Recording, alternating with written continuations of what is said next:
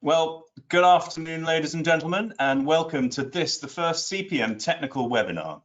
My name is Tom Allen Stevens, and I'm editor of CPM, and we're delighted to be presenting this webinar with Nufarm, looking at broadleaf weed control for challenging times.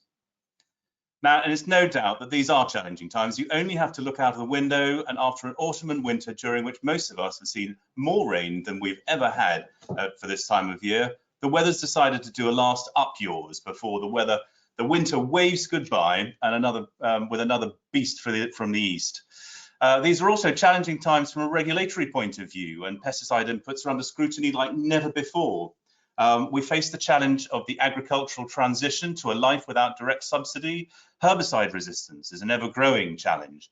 And of course, there's the day-to-day, season-to-season challenge of making the right technical decisions about how to look after the crop and bring it to its best potential. And so that's what this webinar is all about. If you don't like technical detail, if you don't relish a bit of insight on weed biology, if you don't get excited about the difference between a phenoxy and a sulfonylurea, well, I'm afraid this webinar is not for you. But if you do, then we have three people who I think will captivate you. So before I introduce them, we just have a few housekeeping points. Our presenters will be answering questions that have already been submitted about broadleaf weed control, and many thanks to those of you who have sent them in. If you haven't, but you want to ask questions, you can, and you'll see on your screen in your GoToWebinar panel, you should see a panel for you to submit questions. And so those questions will come through to us, and we'll monitor those questions, and we'll put those to the presenters as we go through. There'll also be a session at the end specifically for those questions. So we'll try and answer as many of those as we can. And any of those that we don't answer, we'll try and come back to you on them as well. So please try to keep those questions brief because my attention span is terrible. So with regards basis and Neroso points, we will be emailing attendees with details about this after the event. So let's meet our panel. I'd just like our presenters to turn on their webcams, please, if they could reveal themselves, please.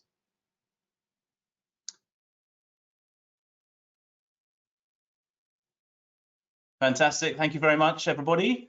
I've got to unmute you as well. There we go.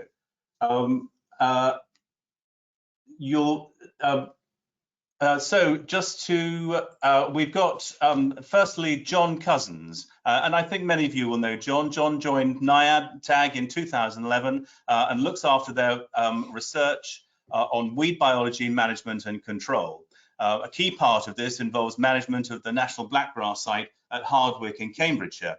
And I'd say there are few aspects of weed management John doesn't have authoritative knowledge on. Dan MacDonald has been working in agriculture for the past 17 years in various roles throughout the industry, from practicing farming to grain merchants to seed buying. He joined Nufarm back in 2018, and he's the agronomy manager in the East. And with Nufarm being the global leader in the manufacture and supply of the herbicide group, I'd like to think of Dan as Mr. Phenoxy. Now, I'm not sure retired agronomist truly describes the caliber of Jim Orson. A former technical director of NIAB, he sits on the board of the voluntary initiative BCPC and the Agri-Food Charities Partnership. We don't have enough time to spell out Jim's impressive CV, but suffice it to say, he probably knows more about phenoxy herbicides than I'll ever know about agriculture. So we're going to move straight on to the first question, if I can get these to advance. And thank you to Phil Scriven and Paul Harris, who are having a particularly tough time with certain weeds. And I think this is going to chime with a number of growers. So they're looking for the best way to control field pansy, birch ervil, cranesbill, groundsel, willow herb, and corn marigold. These are all tough weeds that we're all having to deal with. So John, tell us about these weeds. Hi, Tom. Yeah, I mean, I think probably worth starting with an overall statement, which is that in all weed control and more broadly weed management, it's never the case that one size fits all. There are always going to be different herbicides and more appropriate timings, and indeed different non-chemical approaches, different rotational approaches that best suit the management of individual species. And in the end, it's for the individual grower and advisor to define their main goal in terms of weed management and their overall control approach. And that's going to suit their specific situation and the combination of weeds that they've got that they're trying to manage. One of the great things about the phenoxy herbicides overall is that there is some really fantastic label information. The labels are really excellent in terms of weed sensitivity, application timings, and weed sizes. And there's also some really great information now on New Farm's website. If you just Google Phenoxy's Guide, there's a really nice PDF now that goes through sensitivities across different weeds and talks a little bit about growth stages. In terms of the specific weeds that were questions, yeah, we're seeing much more of a diversity of challenges that people are talking about. Field pansies specifically, I think it's important to say, well, for field pansies, it's the case that phenoxys are not the strongest group of herbicides on this species. Within the phenoxy family, the active dicloprop, which is actually only available in the UK as Isomec Ultra, is the strongest option. They're also unaffected by haloxfen methyl, which is the Aralex active. So management or in-crop of field pansy comes down to pre-Ms, so pendimethalin plus and minus picolinidefend, DFF, those kind of actives. Very active on this weed, even at relatively low rates.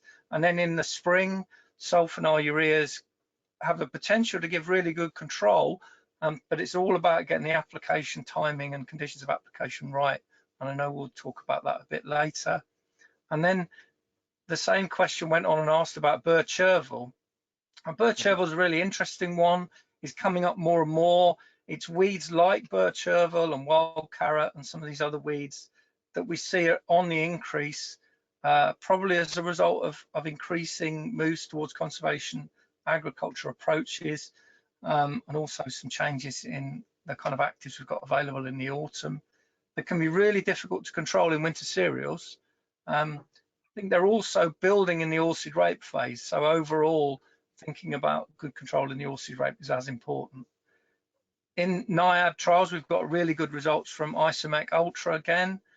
I think personally that's down to the dicloprop active, and we're doing a little bit of work to home in on which of the actives is effective. The critical aspect for this weed and for other weeds like this, which are emerging in our winter cereal cropping, controlling early growth stages, not allowing the weed to get too big in the spring. And I think that's true for all herbicides against birch ervil. And then cranesbill, that came up specifically in the spring.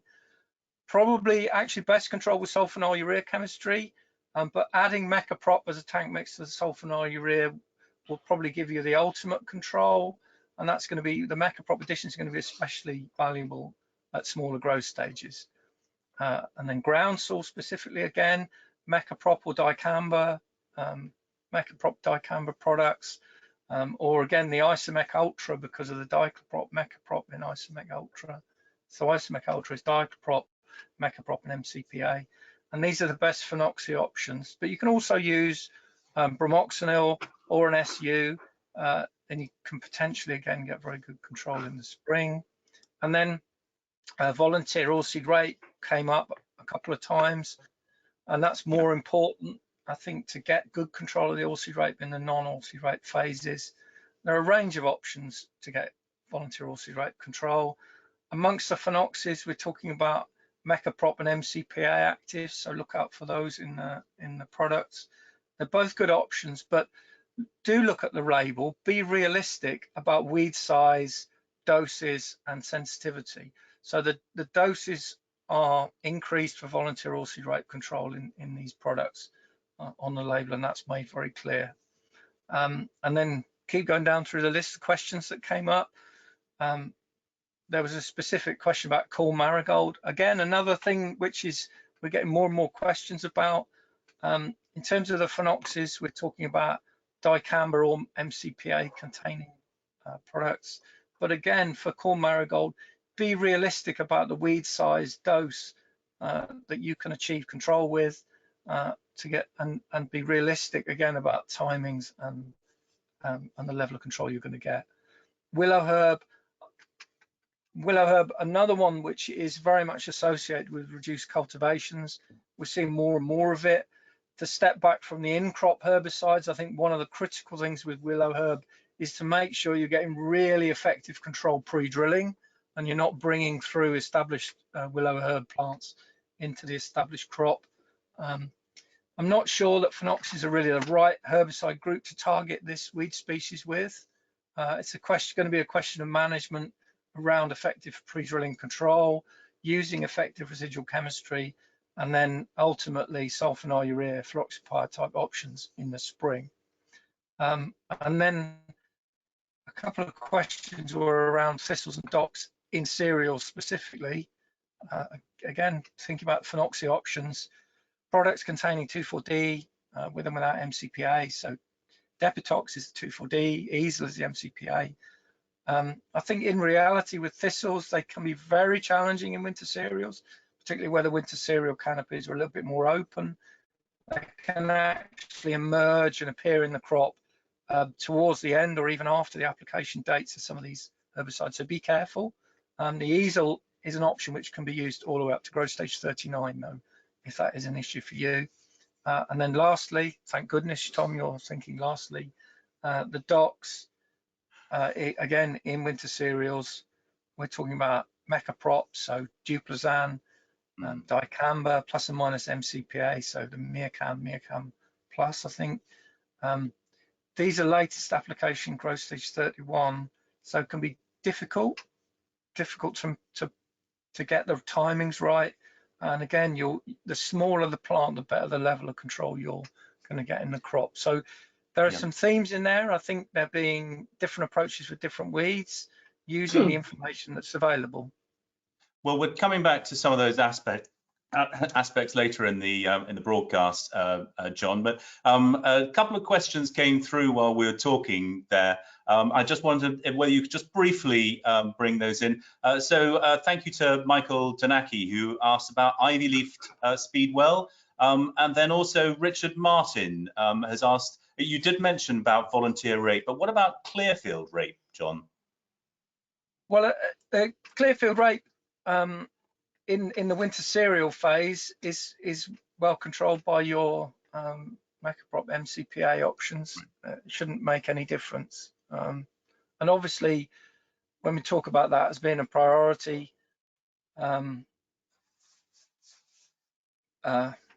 it is because of the development of Clearfield rape. It's your opportunity to clear Clearfield rape volunteers out of the rotation. Make sure they don't build up. And then ivy leaf speedwell, anything else to add about that? I don't know whether either Jim or Dan wants to come in at all. Yeah, probably out of the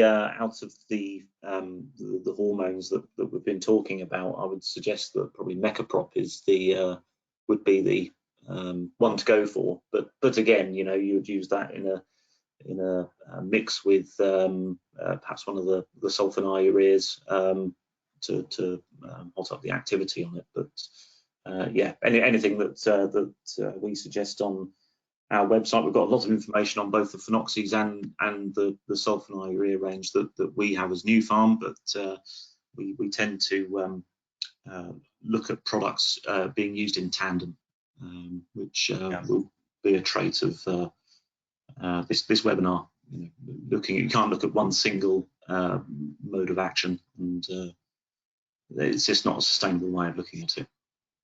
One aspect, briefly, I wondered whether you had any views on, John. Is this move to regenerative agriculture and conservation agriculture, some of the new trends that we're seeing, how's that changing the spectrum of weeds? Yeah, I mean, I think obviously it moves towards conservation agriculture. I mean, conservation agriculture has those 3 pillars. We talk about reducing soil disturbance as much as possible, diversifying the rotation, so diversifying the nature of the crops that you're growing, and then also you're maintaining your cover for 365 days of the year. And each of those pillars have impacts that they're going to have on the weed species, some positive, some negative. Overall, taken together, they almost inevitably mean that we're going to see a reduction in the dominance of these autumn germinating grass weeds, which have been the bane of our life for so long. But alongside that, they mean more of a diversity of weed problems emerging. So if you think about the minimizing the disturbance aspect, particularly around zero-till drilling, we might see a reduction in the stimulation to germinate around drilling, and more seed losses on the soil surface when you've got broader rotations as well. But alongside that, some of these smaller seeded species, which really can only germinate from the top 2 centimeters of the seed bank, which are well suppressed by cultivation, are going to start coming to the fore again. And then if you think about covers 365 days of the year, we've got some of these broadleaf weeds that can complete their life cycle within the time span of a cover. So they're going to be encouraged within that. I mean, the covers 365 days a year bring along with it a really critical need to start the crop clean and get good control of the cover and the weeds within the cover. And then if you think about the other aspect, of course, the diversity of cropping intrinsically means a diversity of weeds, in terms of weeds with a range of germination habits, reproductive habits, dormancy habits, being encouraged by that diversity of cropping. So taken together, it really does mean less dominance of the grass weeds, autumn emerging grass weeds that have been the bane of our life, but alongside that, more diversity. And that brings with it a need to maintain as much diversity, and Dan touched on it, as much diversity as we can in the herbicides that we're using, but also the non-chemical approaches that we're using. That's great. Brilliant. Well, we're going to move on to the next area now. So looking at the conditions and application. And thank you very much to Alan Daru and John Sissons, who are both curious to know about the right temperature for phenoxies. So Jim, I'm going to open this up a bit broader than just the temperatures. I mean, how important are field conditions at the time of application, Jim? Well, I think it's really growth crop conditions at and after application that are important, not just that application itself. But you have to think really about what the phenoxies are and what conditions they need to maximise their potential. Now, MCPA was first synthesised in 1941 at Gillett's Hill, and it was as a result of research on plant hormones. And the auxins are plant hormones, and the phenoxies are synthetic auxins. So we're talking about hormones here. In fact, the herbicide are synthetic hormones that disrupts the growth of the plant. Now, when you think about hormones, there's 2 or 3 things you've got to bear in mind. One is plant hormones. One is that they are water soluble. Now, this brings advantages and it brings disadvantages. The advantage is it can whip up the plant in the xylem and get to the meristem, which is where its site of action is, very quickly indeed. But it does need warm conditions to disrupt the growth. You need growth to disrupt. So they actually get to the site of action very quickly, and if it's warm, they will disrupt growth. But the problem with being water-soluble herbicides is that when you spray them on the outside of the plant, they've got to get through the cuticle. And the cuticle's anti-water, for want of a best word. So you really got to play the cuticle game, a bit like glyphosate as well. So you need a cuticle that is as thin as possible, and if possible, with water pathways through it, which is possible to get. So you then have to think, what are the best conditions to have a thin cuticle and a water-bearing cuticle, if I want of a better word. And you need warmish soils, moist soils, and warm nights and high humidity. They're the perfect conditions. On occasions, you can get the perfect conditions, but not every time by any means. So you do need that combination at and after spraying of getting through the cuticle, having a thin cuticle, and having these conditions: warmish moist soil, warm nights, and high humidity. Now, in trials in the 1980s, some of which I did, you could get actually exceptional levels of cleavers from Mecaprop. But the conditions was that the soil temperature at 10 centimetres at 9 o'clock in the morning should be 8 degrees C. And you had the other conditions as well of moisture, soil moisture, and warm nights. Now, for the other weeds, we found that to get the best out of the hormones, you probably need a soil temperature of 6 degrees C at 9 o'clock in the morning. And then the moistened soil, within reason, and the moisture of the atmosphere and the warm nights help this. Now, if you've got, think that all those conditions, that's where mixtures with other herbicides came in. So that is one measurement you can do, for want of a better word. It's a bit mechanistic, but the other thing you could do, of course, is get the plant to tell you when the cuticle is thin. And nearly all the activity of the hormones are from the hormones applied to the two youngest fully expanded leaves of the target. Over 90% of the activity comes from those two leaves, the youngest leaves. And therefore, they're the leaves to look at, not the rest of the plant that might look hoary and worn through the winter, but those two young leaves, and also probably the successive leaves. And obviously, if they're growing rapidly, there'll be a lighter green usually, and they will just look a fresher leaf, basically. So look at the crop and look at those two youngest leaves, because that's where the site of action is, or the site of application is. So you can either use this mechanistic 6 degrees temperature for most weeds, or 8 degrees for cleavers. And if you're failing to get that, you know, you can add something else to the hormones for some weeds, and it's not necessarily for all weeds.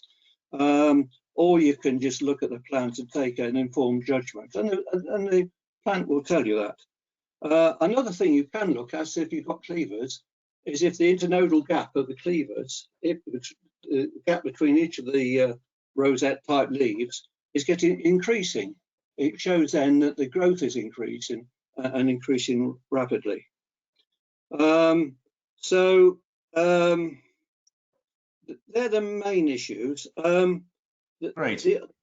I just before boring you to death, I would just say something about phenoxes and the formulations, because phenoxes are usually in very simple formulations, but they all have sequestering agents, because calcium can actually form complexes with the active ingredient and render them less active. So there's always been a bit of concern about hard water and phenoxes in terms of activity. But the French have investigated this thoroughly, very thoroughly indeed, but only in pot trials. And they found, if anything, the phenoxes were reducing the activity with exceptionally hard water. and I'm talking about exceptionally hard water, probably harder than you get in our tap water. But the actually hard water affected the activity of the phenoxys less than it does glyphosate. Glyphosate was the most affected. So another water-soluble herbicide. So I don't think we should worry about hard water, but I know John's had a bit of a thing about hard water in the past. So I don't know if you could comment on that. Well, we've got we're moving to tank mixes and sequences and so on later, so perhaps that would be the opportunity to talk about it. But I don't know whether before we move off the conditions and application, have you got anything to add to that, John or Dan? No. No, not from us. Dan, were you going to come in there? Yeah, I was just going to say that I've picked up a little bit on that in the next section, so we can discuss further. Brilliant. Well, let's move on then to growth stages and timings. Thank you very much to Julia Kovalova. I hope I've pronounced your name there correctly, and Joanna Clayton, both wanting to know about weed size. So overgrown weeds that didn't get an autumn preem, and poppies can be a tricky weed, especially in certain conditions. What's the best growth stage? So Dan, would you like to come in here? Yeah, so thanks, Tom. Yeah, it's a commonly asked question, actually. So it touches on what Jim was just talking about. So phenoxy herbicides generally they're more temperature dependent than some of the other broadleaf weed chemistry that's out there. So you'd suggest that 10 degrees plus would be certainly desirable in terms of application, and as Jim says, after application as well. Having said that, Mecaprop or CMPP, as some people will call it, that will work in slightly cooler conditions, and we do now have a 2,4-D ester formulation. So majority of the phenoxy formulations that we have are amine formulations now, but we have a new product called Depitone Ultra, which is an ester, a low volatile ester formulation, which again will work in more marginal conditions and perhaps cooler conditions. So something else to consider, as you would with any herbicide application, is size of the weed at application, as John touched on as well.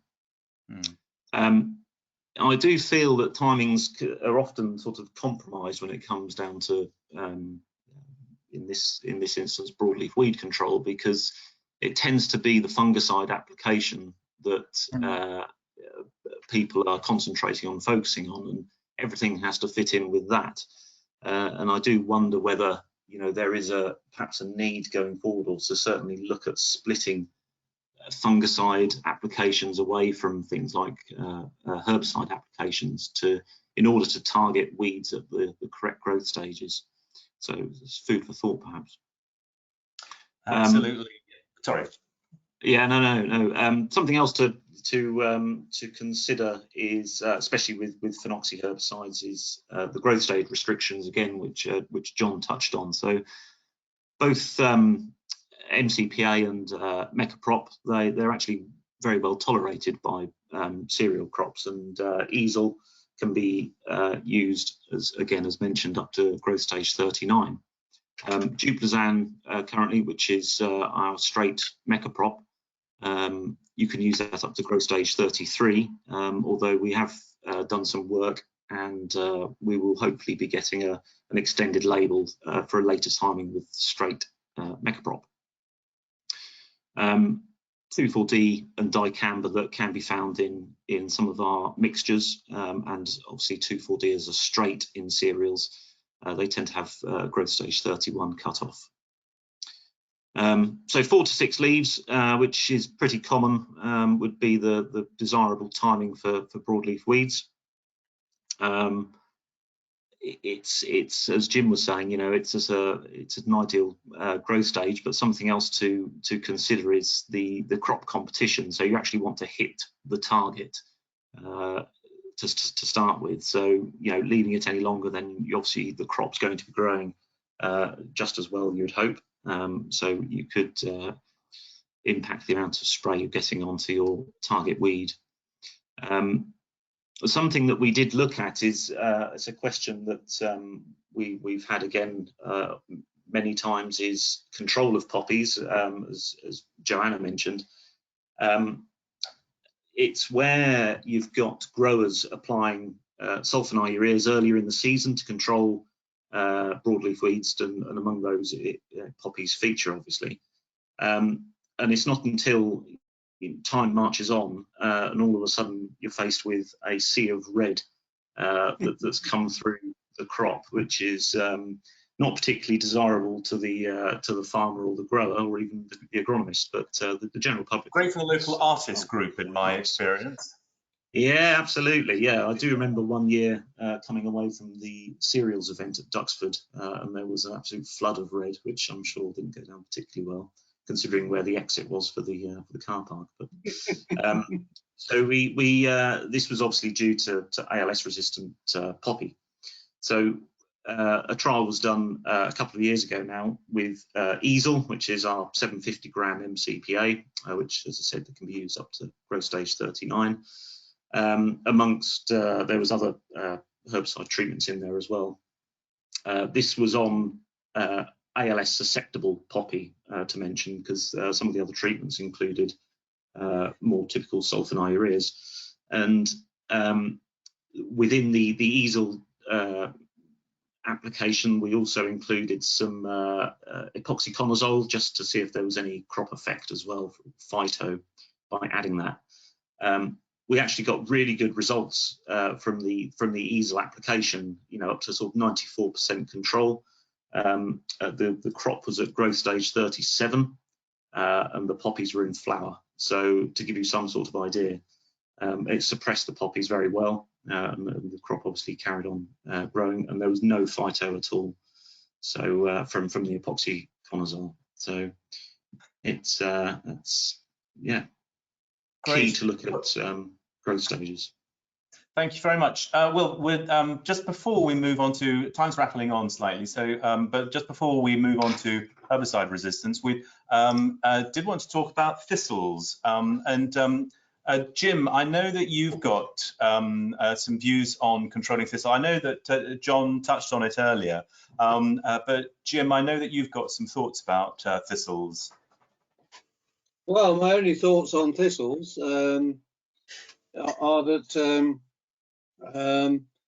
there's a problem sometimes with very early growth winter crops, that the thistles pop through so late in terms of growth stage and crop cover, they can be difficult to control in with the hormone herbicides. So there is an issue of the phasing of the crop and the phasing of the thistle emergence.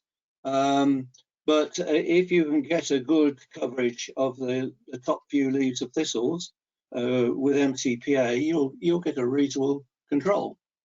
I don't know if Dan would accept that as a statement. Yeah, and we've seen it. We've seen it on various trials, both small plot and you know, full-scale field trials as well. So great. Well, that's fantastic. We'll move on now to the next topic, herbicide resistance. And thank you very much to Sarah Cook and Jonathan Harrington for your questions on this. So, John, what do we know about the level of herbicide resistance or increased tolerance, perhaps, in the UK at the moment? Yeah, so I mean, as we've already covered, the phenoxys are within the synthetic auxin group. So in terms of the herbicide mode of action classification, we call that group 4. Used to be called group O, but that's the global classification. In group 4, there are international cases where resistance has been confirmed to synthetic auxins. Group 4, there are, in fact, you can look on the database, there are 79 cases across 41 species. Now, that's not as many as the ALS sulfonyl urea chemistry, for example, where we've got something like 654 cases across about 3 times as many species. But nevertheless, we can say that there are international cases. Some of these species where we've got confirmed cases are UK weed species, so that gives us a kind of risk indications. So there are examples of poppy, cleavers, chickweed, wild carrot, and wild radish in different situations, but nevertheless they're UK species. And there are some cases closer to home in Europe. Specifically, I think the most worrying ones are around poppy in Spain, Italy, and France. And there was a single case of, or single confirmed case of mecaprop resistance in chickweed in the UK, some work that Peter Luckman did back in 1985. So you'd say that there's a risk. There's a risk with all herbicides.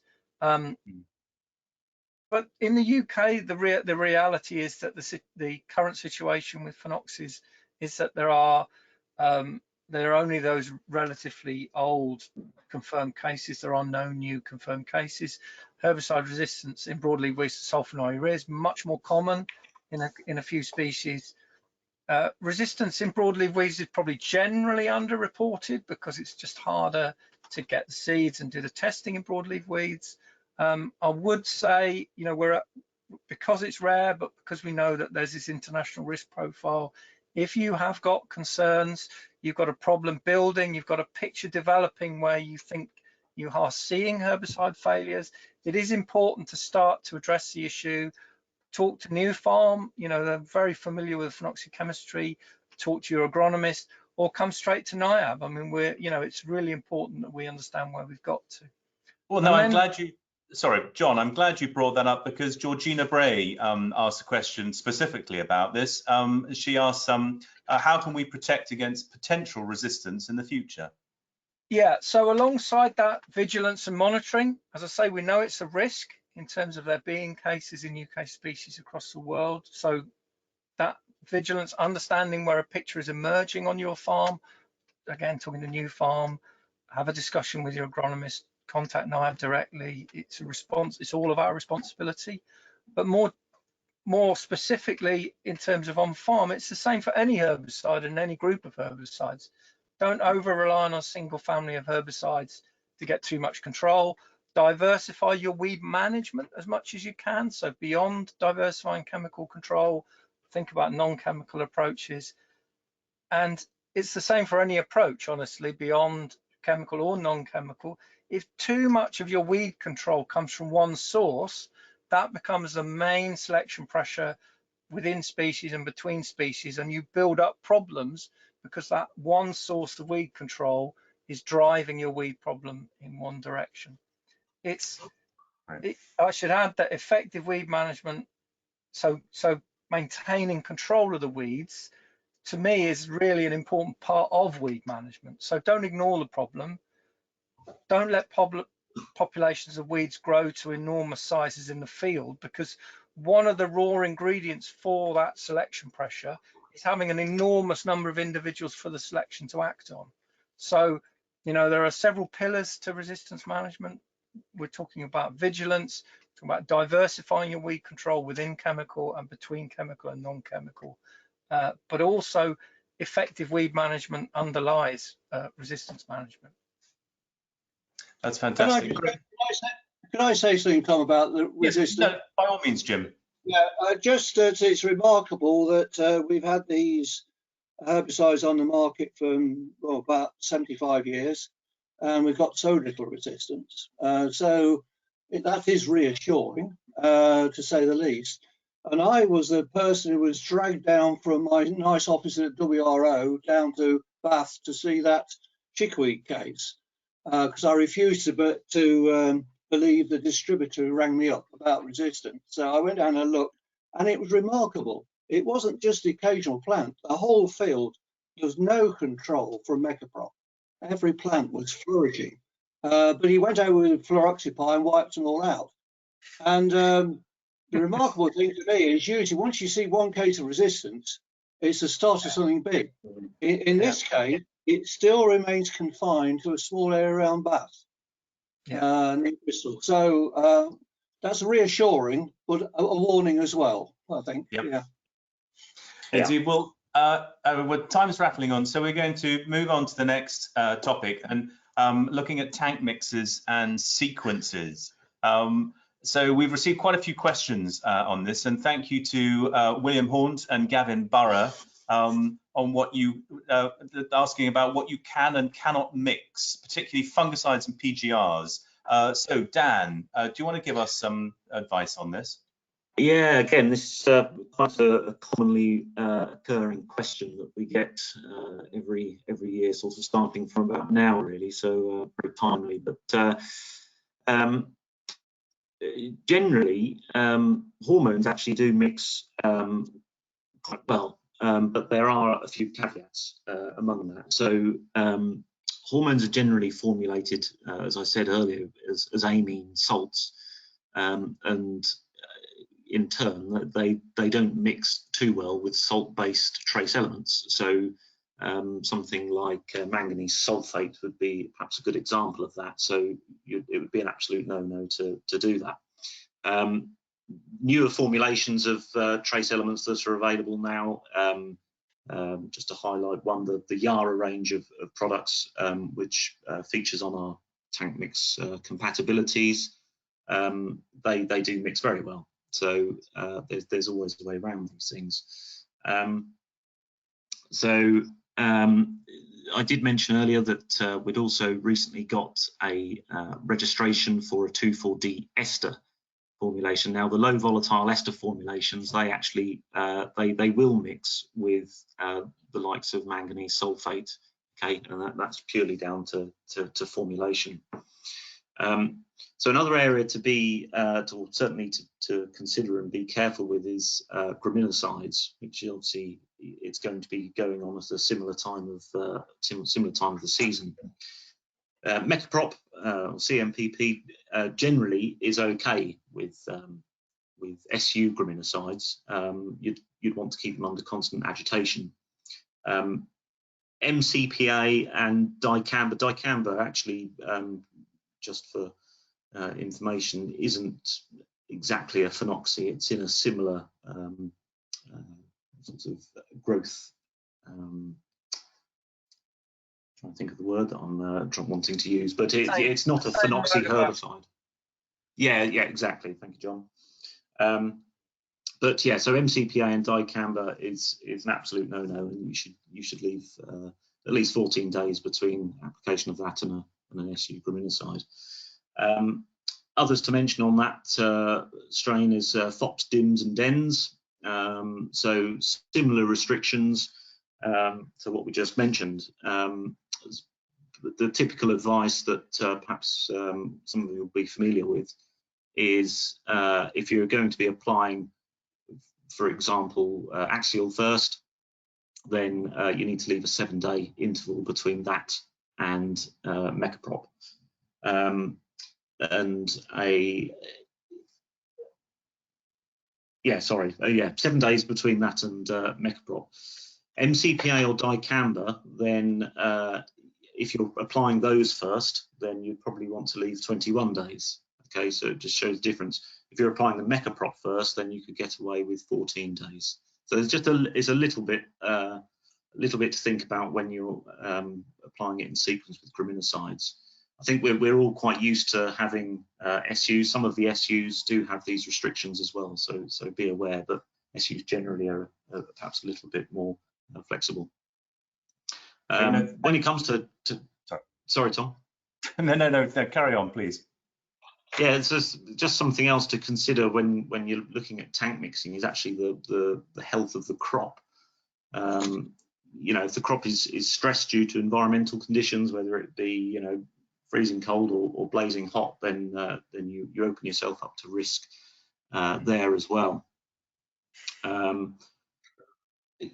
Herbicide, previous herbicides we just touched on, graminicides, they can de-wax the crop as well. So it's looking at all those little intricate details. Right.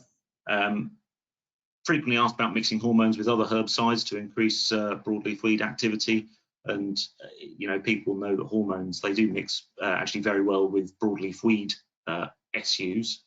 But as John mentioned a little while ago, it's important to check that both parts of the mix are actually they have good efficacy on the given weed or weeds that you're trying to target, because otherwise you're going to put selection pressure on one particular active.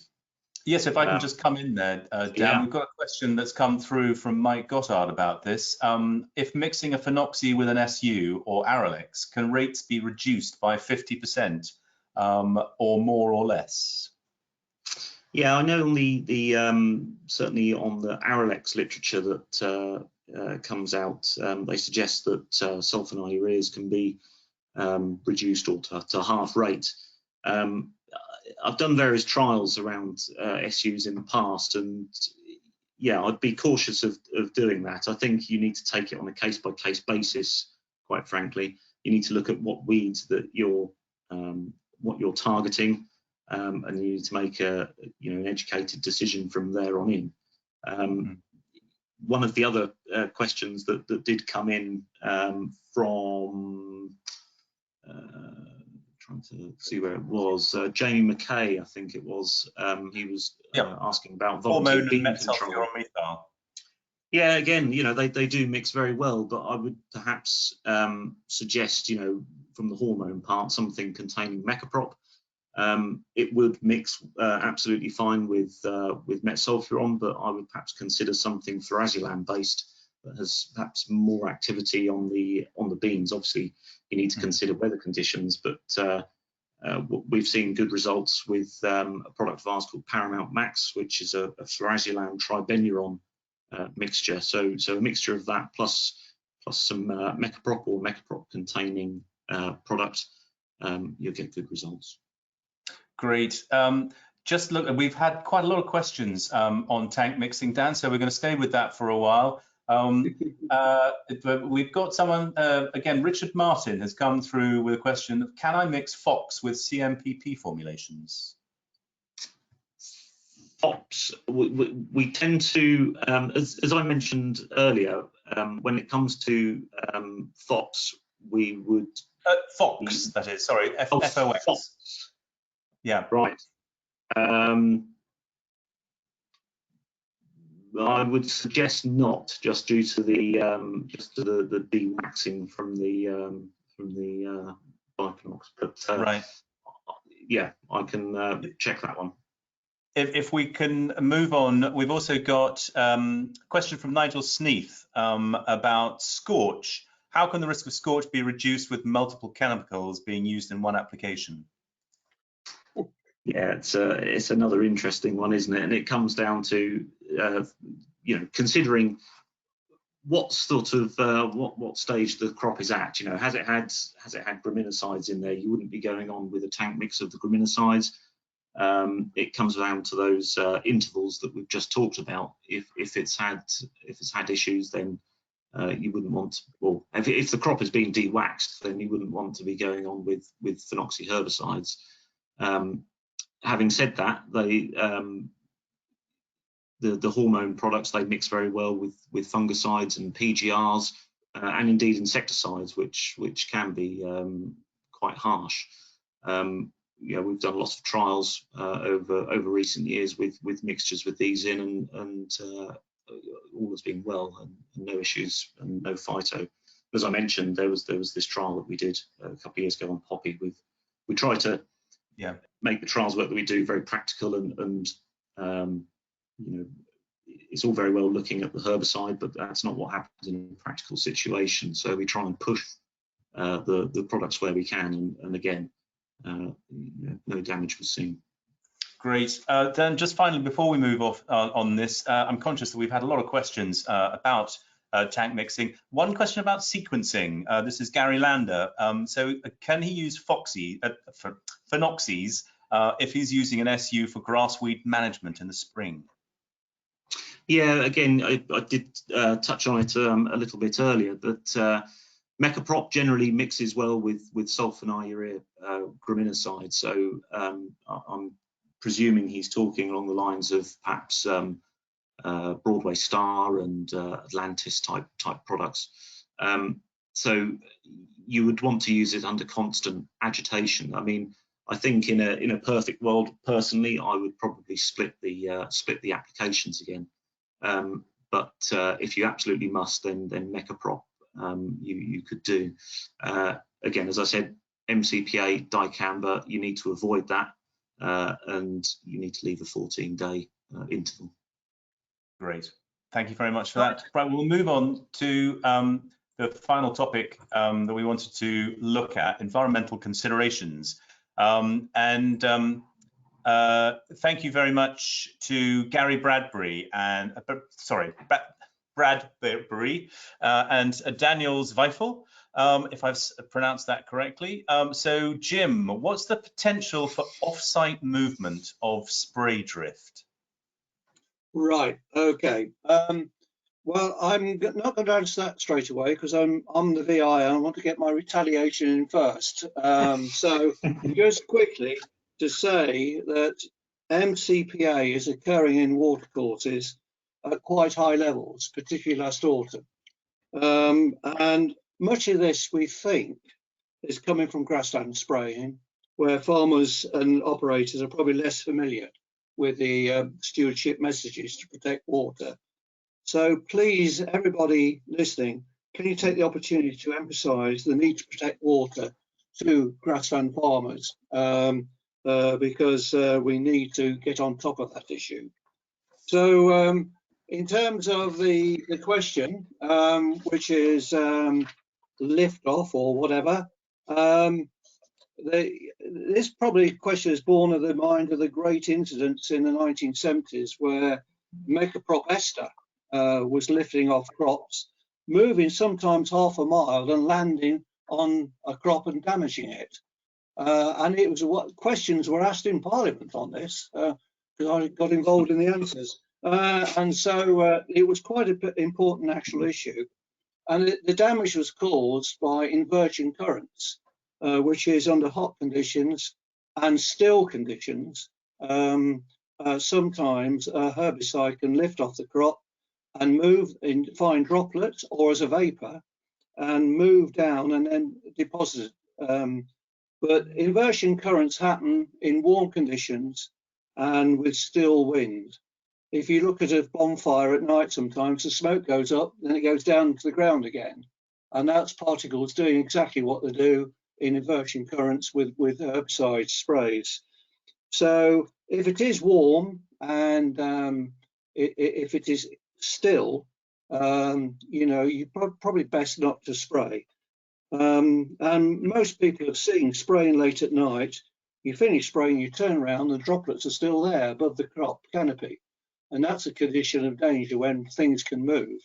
I think the most common way of movement, of course, is wind and spray drift. And this comes down to, obviously, choice of nozzle. And I'm confident that the flat fan nozzle will be perfectly appropriate for even small weeds with the phenoxys. And once you get them a bit beyond the seeding stage, you can go to the finer end of the air induction nozzle spectrum as well to apply them. So, you know, just care in application, care where the wind's going to. So if you've got beans, leafy vegetables, or potatoes next door, spray with the wind going away from the crop rather than towards the crop.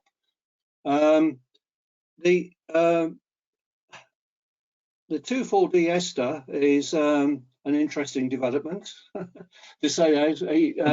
Obviously, Dan did say a low volatility one, but obviously I should think it's a higher volatility than the salt. So, you know, I think particular care needs to be taken under warm conditions and still conditions, with that very still conditions with that 2,4-D ester. Would you agree, Dan? Yeah, no, absolutely. Yeah, couldn't agree more, Jim. Thank you. Great. We've got a question that's come through about dicamba. Again, thank you to Gary Bradbury for this one. Dicamba affecting nearby susceptible crops. And this, while the conditions for temperature inversions in the UK are very much rarer, do you think the warnings on UK labels are adequate, or could they be improved and explained? Dan, I think that might be a question for you, perhaps.